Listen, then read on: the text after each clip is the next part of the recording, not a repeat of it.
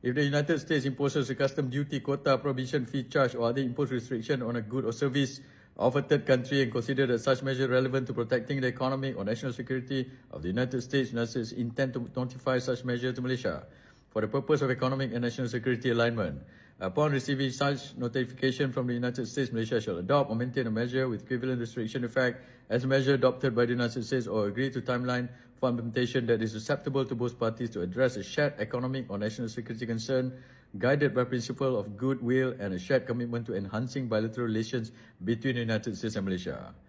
Kamu nombor satu, kamu cakap yang ahli politik komen pasal ini, ahli politik PN siapa dah tu?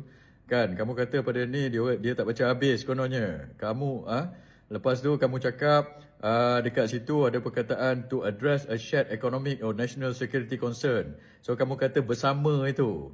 So maksudnya apa kamu nak cakap ini? Kalau Amerika impose some restriction kepada negara ketiga, lepas itu interpretasi kamu, kalau kita tak share dia punya concern ini, so kita tak payah layan benda ini. Itu interpretasi kamu. Itu bukannya apa yang dimaksudkan dalam perenggan ini, Zafrul. Jangan lupa subscribe dan tonton video penuh di Suara Dunia.